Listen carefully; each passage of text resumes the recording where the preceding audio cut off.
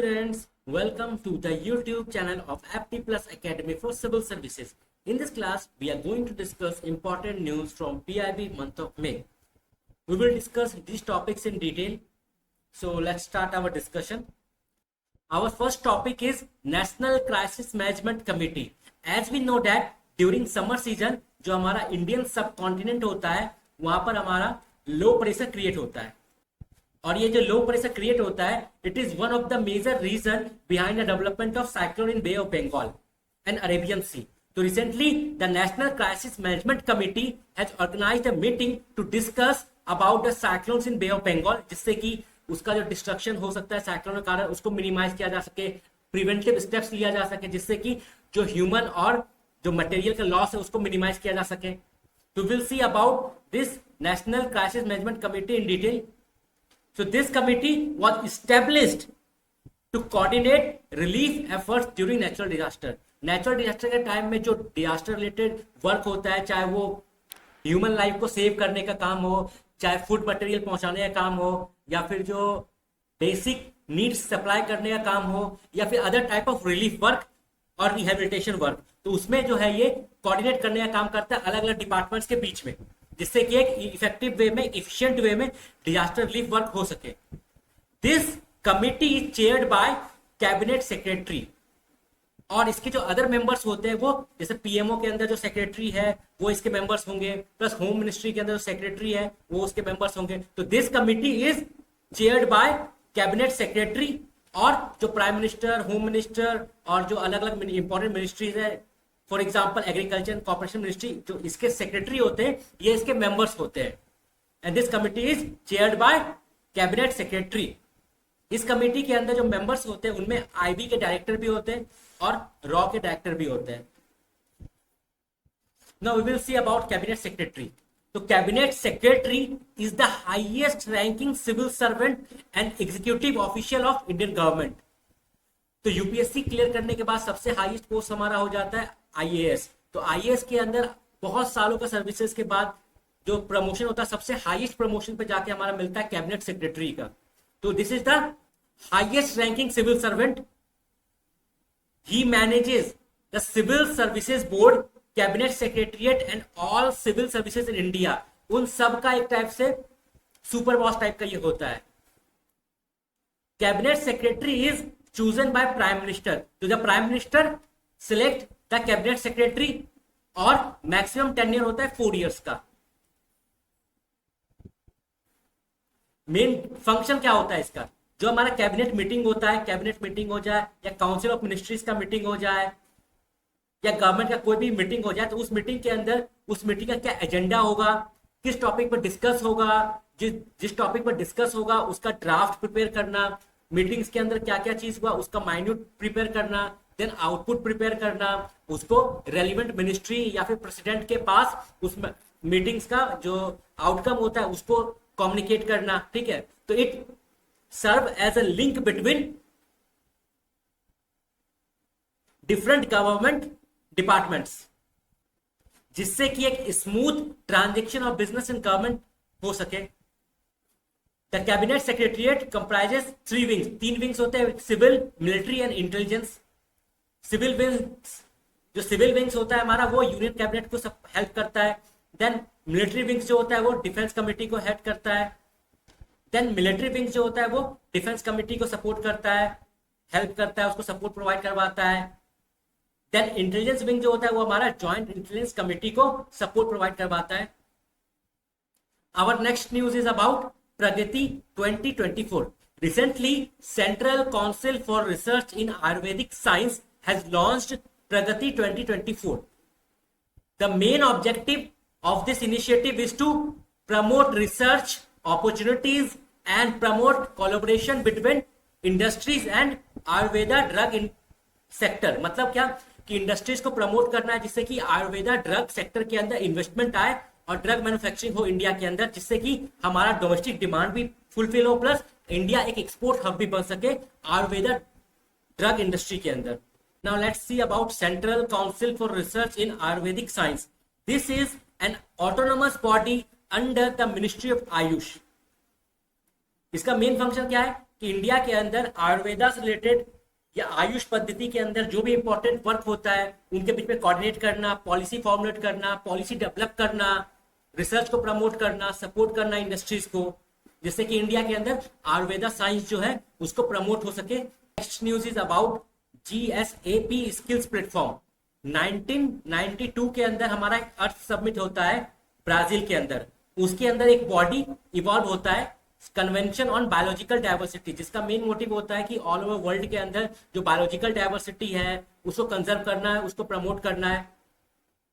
तो रिसेंटली ये convention on biological diversity का एक मीटिंग ऑर्गेनाइज हुआ, उसके अंदर GSAP स्किल प्लेटफॉर्म को लॉन्च किया गया। तो we will see what is this skill platform. This platform aims to bring the content of global species action plan online। मतलब क्या, हर स्पीसीज के लिए जो प्रमोट करने के लिए जो अलग अलग कंट्रीज का, अलग अलग ऑर्गेनाइजेशन का जो पार्ट होता है, वो उन्होंने जो पॉलिसीज को प्रमोट किया है, पॉलिसीज को फॉर्मुलेट किया है, उसको एक ऑनलाइन प्लेटफॉर्म पे लाना सभी, जिससे कि एक इंटीग्रेटेड वे में सभी पॉलिसीज जो इंप्लीमेंट हो रहे हैं वर्ल्ड वाइड उसका एक स्टोर हाउस बन सके ये प्लेटफॉर्म, और जिससे कि हर कंट्री एक दूसरे से लर्न कर सके। मान लो फॉर एग्जांपल कोई एक कंट्री है ब्राजील, उसने मान लो अपने कंट्री के अंदर कुछ पॉलिसीज बनाया है बायोडाइवर्सिटी को प्रमोट करने के लिए, वो इस प्लेटफॉर्म के थ्रू अपना जो प्रैक्टिसेस है उसको एक टाइप से अपलोड कर रहा है, उस वेबसाइट के अंदर इंफॉर्मेशन प्रोवाइड करा रहा है, तो बाकी जो सारे कंट्रीज है वो भी उससे लर्न कर सकते हैं। तो this platform allow for real time update of technical tools and resources. The platform has two main objectives. First, it will provide real-time update on technical tools and resources, जिससे कि एक एक्सेसिबिलिटी हो सके, सभी कंट्री एक दूसरे से सीख सके। Then, the second motive is to provide summary and rationale for species conservation integration। कि किस किस स्पेसीज को प्रमोट करने के लिए, उसको सेव करने के लिए, उसको कंजर्व करने के लिए क्या क्या स्टेप्स लिया गया है, उसके बारे में अपडेट करना, इंफॉर्मेशन प्रोवाइड करवाना, जिससे कि बाकी कंट्रीज और जो ऑर्गेनाइजेशन है वो लर्न कर सके। This platform is managed by IUCN। जब हम लोग देखते हैं ना IUCN लिस्ट ऑफ एनिमल्स कि कौन सा एनिमल कितना ज्यादा इंडेंजर्ड है, क्रिटिकली इंडेंजर्ड है, वनरेबल है, ठीक है। तो ये जो प्लेटफॉर्म है it will be managed by IUCN and it will be also supported by the Ministry of Environment of Republic of South Korea। तो साउथ कोरिया का जो मिनिस्ट्री ऑफ एनवायरमेंट है वो भी इसमें सपोर्ट कर रहा है। तो this platform will be managed by IUCN and Korea. Our next topic is e-migrant project. Recently एक मूवी रिलीज हुई थी डंकी। उस मूवी में क्या था कि इंडिया से कुछ लोग यूके जाना चाहते हैं वर्क के लिए, बट उनका वीजा बार बार रिजेक्ट हो जा रहा है, इसीलिए वो लोग इलीगल रूट के थ्रू जा रहे थे, ठीक है। मतलब they tried to go UK through legal channel, but legal channel के थ्रू उनको बहुत सारा प्रॉब्लम फेस करना पड़ा, इसलिए उन्होंने इलीगल चैनल को चूज किया, ठीक है। तो ये एक प्रॉब्लम बहुत बड़ा है जो कि इलीगल माइग्रेंट को प्रमोट करता है यूके के अंदर, और इंडिया से भी बहुत सारे लोग इलीगल तरीके से बाहर दूसरे कंट्रीज में जाते हैं। इसी के लिए गवर्नमेंट ने रिसेंटली ई-माइग्रेंट प्रोजेक्ट लॉन्च किया है।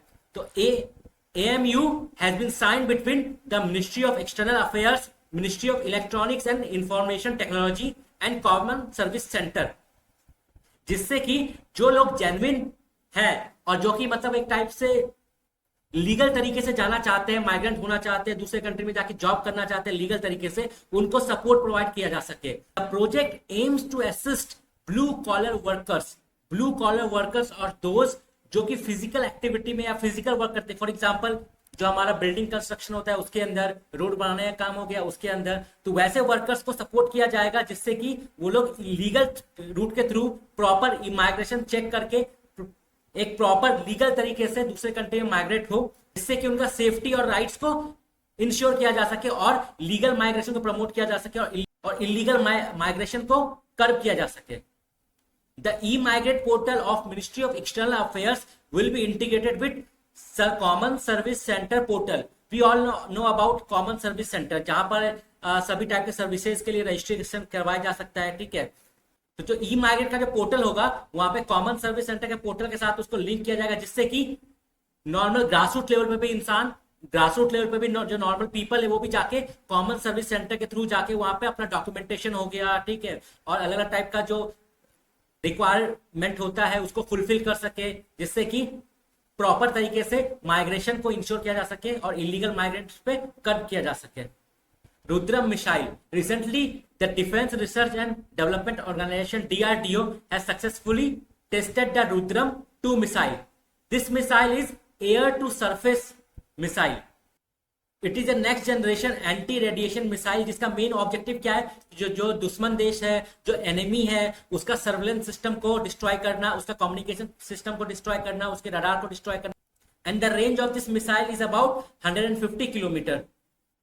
Sangam initiative. Recently, the Department of Telecommunication has launched Sangam initiative and with the objective to utilize advanced technology for infrastructure planning and designing. मतलब टेलीकम्युनिकेशन सिस्टम के अंदर इंफ्रास्ट्रक्चर को promote करना है, उसको ठीक करना है, एक प्रॉपर वे में डिजाइन करना है, जिससे कि हम लोग सस्टेनेबल वे में टेलीकम्युनिकेशन सेक्टर को डेवलप कर सके. Some key highlights about this initiative. इस इनिशिएटिव का मेनली 2 स्टेज होगा. पहले तो क्या कि ऑलरेडी जो हमारे पास टेक्नोलॉजी है उसको हम लोग बड़े लेवल पे एक्सपेंड करेंगे उसको, और वाइड एरिया में हम लोग एक्सपेंड करेंगे उसको. और दूसरा चीज जो नेक्स्ट जनरेशन टेक्नोलॉजीज है उसमें हम लोग रिसर्च करेंगे उसको, एक टाइप से उसके ऊपर पायलट प्रोजेक्ट्स को हम लोग लॉन्च करेंगे, उसको स्टडी करेंगे, जिससे कि हम लोग फ्यूचर रेडी हो सके टेक्नोलॉजी के लिए. अंडर दिस इनिशिएटिव जो टेलीकम्युनिकेशन सेक्टर का जो परफॉर्मेंस है और जो ऑपरेशनल इफिशिएंसीज है उसको इंप्रूव किया जाएगा. देन बेटर तरीके से पायलट प्रोजेक्ट को इंप्लीमेंट किया जा सके और रिसर्च को प्रमोट किया जा सके. इसीलिए जो डिफरेंट स्टेक होल्डर्स होते हैं, फॉर एग्जांपल पब्लिक बॉडीज हो गया, इंफ्रास्ट्रक्चर प्लानर्स हो गया, टेक्नोलॉजीज कंपनीज हो गया, उनके बीच में कोलैबोरेशन प्रमोट किया जाएगा, जिससे कि इनोवेटिव आइडियाज निकल के आ सके और प्रैक्टिकल सॉल्यूशंस को इंप्लीमेंट किया जा सके, जिससे कि एक सस्टेनेबल वे में, इफिशिएंट वे में टेलीकम्युनिकेशन सेक्टर के अंदर डेवलपमेंट हो सके. Our next news is recently World Hydrogen Summit was organized in Netherlands. It is a country in Europe. West Europe में है ये country, Netherlands. In this summit, the central theme was green hydrogen. So what is green hydrogen? Green hydrogen जो होता है वो जो हमारा water होता है उस वाटर का इलेक्ट्रोलाइसिस किया जाता है. मतलब जो हमारा रिन्यूएबल सोर्स ऑफ एनर्जी होता है, जैसे मान लो सर सोलर एनर्जी हमारा हो गया, विंड एनर्जी हमारा हो गया, तो इस रिन्यूएबल एनर्जी के थ्रू जो इलेक्ट्रिसिटी प्रोड्यूस होता है उस इलेक्ट्रिसिटी को वाटर के थ्रू पास करवाया जाता है. देन उस वाटर का इलेक्ट्रोलाइसिस होता है और इलेक्ट्रोलाइसिस के थ्रू उस वाटर को हाइड्रोजन एंड ऑक्सीजन में डिवाइड कर दिया जाता है, जिससे कि हाइड्रोजन जो होता है वो एज अ फ्यूल हम लोगों को मिलता है. उसी का हाइड्रोजन को हम लोग क्या कहते हैं, green hydrogen. So green hydrogen is produced through electrolysis, a process that uses electricity generated from renewable energy sources such as solar, wind और hydropower. So green hydrogen के अंदर जो हाइड्रोजन प्रोड्यूस होता है वो होता है हमारा by electrolysis of water, जिसमें कि renewable sources से जनरेट एनर्जी को यूज किया जाता है. ठीक है, एक हमारा होता है ग्रे हाइड्रोजन. प्रोसेस सेम है, लेकिन in the case of grey hydrogen the electricity used is derived from fossil fuels like coal and natural gases. That means the production of grey hydrogen will release fossil fuels और carbon emission होगा grey hydrogen के production में, because grey hydrogen को produce करने के लिए जो electricity use होता है वो फॉसिल फ्यूल्स से डिराइव होता है. So grey hydrogen is not a clean energy because उसका जो इलेक्ट्रिसिटी जनरेशन हो रहा है वो फॉसिल फ्यूल्स के थ्रू हो रहा है. But in the case of green hydrogen it is a clean energy because the electricity used in the case of green hydrogen is derived from renewable sources. So that's why green hydrogen is a clean and sustainable energy. That's why India ने भी green hydrogen को promote करने के लिए national green hydrogen mission launch किया था. The aim of this mission is to promote commercial production of green hydrogen, जिससे कि इंडिया जो है वो सेल्फ डिपेंडेंट हो सके, क्योंकि इंडिया के अंदर मान लो ग्रीन हाइड्रोजन का प्रोडक्शन होगा, उससे क्या होगा, हमारा फॉसिल फ्यूल जो है उसका इंपोर्ट कम हो जाएगा. तो फॉसिल फ्यूल्स का हमारा इंपोर्ट हमारा कम होता है तो हमारा फॉरेन एक्सचेंज भी सेव होगा, प्लस इन्वायरमेंट के अंदर कार्बन इमिशन भी हमारा कम होगा, तो इन्वायरमेंट भी हमारा सेव होगा, प्लस इंडिया का फॉरेन रिजर्व भी हमारा सेव होगा. प्लस इंडिया के अंदर अगर ग्रीन हाइड्रोजन का हम लोग डेवलप करते हैं, उसका प्रोडक्शन को करते हैं, तो इंडिया एक ग्रीन हाइड्रोजन प्रोडक्शन हब भी बन सकता है. तो हम अपना डिमांड तो पूरा कर ही सकते हैं और इन फ्यूचर हम लोग एक एक्सपोर्ट भी कर सकते हैं ग्रीन हाइड्रोजन को।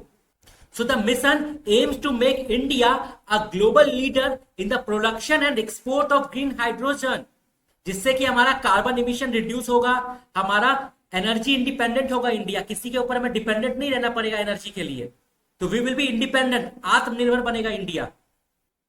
अंडर दिस मिशन गवर्नमेंट ने कुछ टारगेट सेट किए हैं। So the India will increase the production capacity in future पर year 5 million metric ton green hydrogen produce करने का टारगेट है गवर्नमेंट का। This mission also aims to increase 125 gigawatt of renewable energy capacity in India. तो India का जो renewable energy का capacity है उसमें 125 गीगावाट और ऐड करना थ्रू ग्रीन हाइड्रोजन, ये भी एक इंपॉर्टेंट एम है इस मिशन का। Now we will see what are the impacts of this green hydrogen mission. सबसे पहले तो क्या होगा कि इंडिया का जो फॉसिल फ्यूल्स का जो हम लोग इंपोर्ट करते हैं वो इंपोर्ट हमारा कम होगा। इंपोर्ट अगर कम होगा तो हमारा फॉरेन एक्सचेंज रिजर्व सेव होगा, पहला इकोनॉमिकल बेनिफिट। सेकेंड, अगर मान लो फॉसिल फ्यूल्स हम लोग कम यूज कर रहे हैं और ग्रीन हाइड्रोजन को ज्यादा यूज कर रहे हैं तो हमारा कार्बन इमिशन भी कम होगा, तो उससे हमारा इन्वायरमेंट भी जो प्रोटेक्ट होगा और जो हमारा क्लाइमेट चेंज है उसको हम लोग कर्व कर सकते हैं, उसको मिनिमाइज कर सकते हैं, उसके इंपैक्ट को।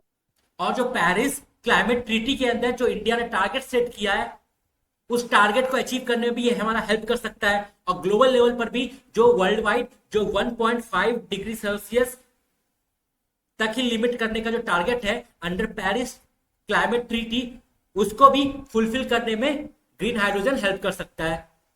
सो by replacing fossil fuels with green hydrogen in the industrial mobility and energy sector, the mission aims to significantly reduce dependence on imported fossil fuels and lower carbon emission. It will also bring economic benefit by creating more than 6 lakh direct jobs by 2030. It will provide new opportunity for the industries and businesses. Environmental goal को achieve करने में भी help करेगा। Then new research and development से हमारा technological advancement भी होगा, हमारा इफिशियंसी भी इंप्रूव होगा, हमारा न्यू टाइप्स ऑफ हमारा सेल होगा, फ्यूल सेल डेवलप होगा, हमारा स्टोरेज का जो इशू होता है उसको रिजॉल्व करने में हम लोग को हेल्प मिलेगा, बिकॉज जो एनर्जी जनरेट होगा उसको हम लोग स्टोर भी करेंगे ना, स्टोर करके इसको यूज करेंगे। Then what will be the advantage of national green hydrogen mission. अगर ये मिशन सक्सेसफुल होता है, जैसे कि गवर्नमेंट का एम है, लक्ष्य है कि इंडिया को आत्मनिर्भर बनाना है ग्रीन हाइड्रोजन के अंदर, तो उसका क्या क्या एडवांटेज हो सकता है। तो पहला क्या, लीडरशिप इन ग्रीन हाइड्रोजन। तो इंडिया ना सिर्फ अपने लिए अपना जो डोमेस्टिक डिमांड है उसको पूरा करेगा, साथ में इंडिया जो है एक एक्सपोर्ट हब भी बन सकता है, बहुत बड़ा एक्सपोर्टर भी बन सकता है ग्रीन हाइड्रोजन का। So the mission position India as a leader in green hydrogen production globally, जिससे कि इंडिया एक रिन्यूएबल सेक्टर के अंदर एक सुपर पावर बन के इमर्ज हो सकता है। It will bring new investment opportunities, क्योंकि आने वाले टाइम जो है वो रिन्यूएबल एनर्जी का ही है, because fossil fuels is going to exhaust someday. So that's why we need to invest in renewable source of energy, जिससे कि हम लोग अपने फ्यूचर को एक सस्टेनेबल फ्यूचर में डेवलप कर सके और इन्वायरमेंटल डैमेज जो होता है उसको मिनिमाइज कर सके। It will also promote innovation and it will create skilled workforce in the clean energy sector. It will conserve the environment and mitigate climate change. Technology development होगा, जॉब जनरेट होगा इसके through. So at the end national green hydrogen mission एक बहुत ही important initiative है जो India ने लिया है, फ्यूचरिस्टिक इनिशिएटिव है जो कि इंडिया को एक सुपर पावर बना सकता है ग्रीन हाइड्रोजन के फील्ड में। लेकिन उसके लिए इंपॉर्टेंट क्या है, प्रॉपर तरीके से इन्वेस्टमेंट करें, प्रॉपर तरीके से पॉलिसी फॉर्मुलेट करें, प्रैक्टिकल प्रैग्मेटिक अप्रोच अडॉप्ट करें इंप्लीमेंटेशन के अंदर और अपने एक्सपीरियंस से लर्न करें, जिससे कि हम लोग इंडिया के अंदर रिन्यूएबल एनर्जी को प्रमोट कर सके, ग्रीन हाइड्रोजन को प्रमोट कर सके और इंडिया को आत्मनिर्भर बना सके एनर्जी सेक्टर के अंदर, जिससे कि एक सस्टेनेबल फ्यूचर में कि इंडिया का जो हमारा इकोनॉमिक ग्रोथ और इन्वायरमेंट सस्टेनेबिलिटी दोनों को इंश्योर किया जा सके। Now time for booster dose. Recently, cyclone Remal in Bay of Bengal has caused destruction in Sundarban region, especially in West Bengal और बांग्लादेश के अंदर इसका बहुत ज्यादा डिस्ट्रक्शन हुआ ड्यू टू साइक्लोन रीमाल के कारण। So this was the first cyclone of 2024 pre-monsoon season. and the name Rimal was given by Oman, which means sand in Arabic. AI Krish and AI Bhumi, Doordarshan किसान channel ने दो AI artificial intelligence anchor launch किया है, AI Krish and AI भूमि, जो कि more than 50 languages में news को read कर सकता है, जिससे कि एक इंडिया के अंदर लिंग्विस्टिक डाइवर्सिटी को प्रमोट किया जा सके और जो लोग हैं उनको अपने लैंग्वेज में मार्केट रिलेटेड न्यूज हो गया, वेदर चेंज रिलेटेड न्यूज हो गया, जो कि एग्रीकल्चर के अंदर उनको सपोर्ट करेगा, उनको हेल्प करेगा, वो न्यूज उनको अपने लैंग्वेज में मिल सकता है. So AI Krish and AI Bhoomi are the two artificial intelligence anchor launched by DD Kisan channel. Meditech Stackthon. Recently, the Secretary of Department of Pharmaceutical under Ministry of Chemical and Fertilizer has launched Meditech Stackthon, जिसका main motive क्या होगा कि medical sector के अंदर जो medical device होता है ना, इंडिया को एक मेडिकल डिवाइस का हब बनाया जा सके. इंडिया के अंदर जो मेडिकल डिवाइस होता है उसको प्रमोट किया जा सके, उसके अंदर इन्वेस्टमेंट लाया जा सके, उसके अंदर इनोवेशन लाया जा सके, जिससे कि इंडिया के अंदर ही मेडिकल डिवाइसेस जो है वो इंडिया आत्मनिर्भर बन सके मेडिकल डिवाइस प्रोडक्शन के अंदर, जिससे कि हमारा इंपोर्ट जो है वो रिड्यूस हो सके, हमारा डोमेस्टिक मैन्युफैक्चरिंग इंक्रीज हो और इंडिया एक ग्लोबल लीडर इमर्ज हो सके मेडिकल टेक्नोलॉजी के अंदर. एक्सरसाइज साइबर सुरक्षा 2024. The exercise conducted by defence cyber agency, मतलब डिफेंस सेक्टर के अंदर कैसे साइबर सिक्योरिटी को प्रमोट करना है, उसको कैसे और स्ट्रांग बनाना है, उसी के बारे में हुआ था हमारा रिसेंटली साइबर सुरक्षा एक्सरसाइज कंडक्ट करवाया गया था. On 17th May, the world celebrated the World Telecommunication and Information Society Day under the theme Digital Innovation for Sustainable Development. Why it is celebrated on 17th of May? Because on 17th of May 1865, International Telecommunication Union was established. Recently, exercise Shakti was conducted between India and France in Umroi, Meghalaya. International Nurses Day was celebrated on 12th of May. It is celebrated on the birth anniversary of Florence Nightingale, जिसको कि lady with the lamp भी बोलते हैं, because she is considered as the first modern nurse. And the theme of the International Nurse Day 2024 was Our Nurses, Our Future, the Economic Power of Care. Recently, HD 3386 was in news. So what is HD 3386? It is a high yielding variety of wheat which was developed by Indian Agricultural Research Institute. So Indian Agricultural Research Institute ने एक new high yielding variety of seed develop किया है जिसका नाम है HD 3386. Exercise Purvi लहर. Recently Indian navy ने अपना जो इंटीग्रेटेड एक्सरसाइज होता है, जिसमें कि इंडियन नेवी हो गया, इंडियन एयरफोर्स हो गया, ये सब आपस में मिलकर एक्सरसाइज करते हैं, ठीक है, जिससे कि अपना एक जो कम्युनिकेशन को इंप्रूव किया जा सके. तो recently exercise Purvi Lahar was conducted at eastern coast of India, जिससे कि सभी जो विंग्स हुए हमारा डिफेंस सिस्टम का, नेवी हो गया, एयरफोर्स हो गया, आर्मी हो गया, उसके बीच में कम्युनिकेशन को इंप्रूव किया जा सके उनके बीच में, और बेटर तरीके से ऑपरेशन इफिशिएंसी को प्रमोट किया जा सके. So thank you, that's all for today.